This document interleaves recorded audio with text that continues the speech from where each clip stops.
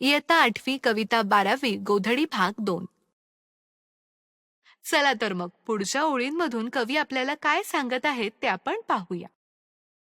आत गोधडीत अनेक चिंध्या असतात, बसलेल्या दाटी वाटीनं आईनं दटावून बसवलेल्या.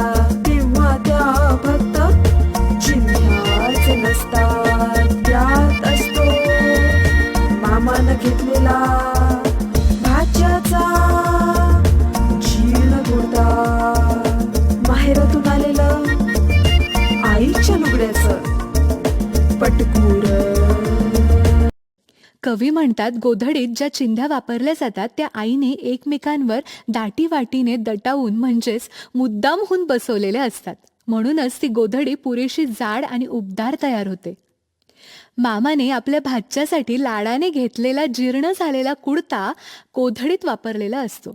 मॅडम, जीर्ण कुडता म्हणजे काय? जीर्ण म्हणजेच खूप जुना, कुडता म्हणजे शर्ट. असा जुना शर्ट तसेच आईला माहेरहून मिळालेल्या लुगड्याचं पटकूर असते. मॅडम, पटकूर म्हणजे काय? पटकूर म्हणजे 16 मोळा झालेलं लुगड्याचं जुनं कापड, तेही गोधडीत घातले जाते. चला तर मग पुढच्या ओळींमधून कवी आपल्याला काय सांगत आहेत ते आपण पाहूया. आणि पहिल्या संक्रांतीला बाण घेतलेलं आईना संख्या ठिगळ लावलेलं तिचं लाडकं लुगडं आणि बाच्या कोपरीच्या बाया. या ओळींमधून कवी म्हणत आहेत की पहिल्या मकर संक्रांतीच्या सणाला बाण म्हणजेच वडिलांनी आईसाठी प्रेमाने घेतलेल्या तिच्या आवडत्या लुगड्याचे ठिगळे लावलेले तुकडे सुद्धा या गोधडीत असतात. मॅडम, ठिगळं लावलेलं म्हणजे काय? ठिगळं लावणे म्हणजे ज्या ठिकाणी फाटलेले असेल त्या ठिकाणी दुसरे कापड लावून शिवणे. असे हे आईचे लाडके लुगडे गोधडीच्या आत घातले असते आणि त्यात वडिलांच्या कोपरीच्या बाह्या असतात. कोपरी म्हणजेच पुरुषांनी अंगात घालण्याचे वस्त्र होय. चला तर मग पुढच्या ओळींमधून कवी आपल्याला काय सांगत आहेत ते आपण पाहूया.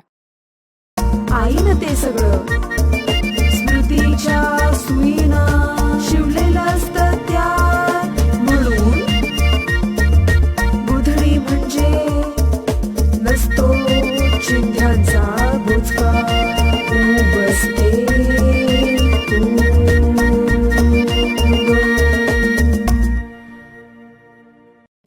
मुलांनो, आई जेव्हा या सगळ्या चिंध्या गुंडाळून गोधडी शिवत असते तेव्हा त्यांच्याशी निगडीत असलेल्या प्रत्येक क्षणाची आठवण होत असते. असे स्मृतीच्या म्हणजेच आठवणीच्या सुईने आई गोधडी शिवत असते. म्हणूनच गोधडी म्हणजे केवळ चिंध्यांचा बोचका नसतो, तर त्यात असते मायेचा स्पर्श देणारी ऊब. मुलांनो, गोधडी शिवताना साधारण धड बरे कपडे असतात, ते वरच्या भागात वापरले जातात. कधी कधी शिंप्याच्या दुकानातून आणलेल्या नव्या कापडाचे उरलेले तुकडे सुद्धा गोधडीत वापरतात. गोधडीच्या आतील बाजूला जे अस्तर असते ते मऊ कपड्याचे असते, त्यात धोतर साडी असते. त्यामुळे अंगावर घेतल्यावर गोधडीचा मऊपणा जाणवतो. अस्तर आणि वरचा भाग या 2 पदरांच्या आत जुने कपडे असतात.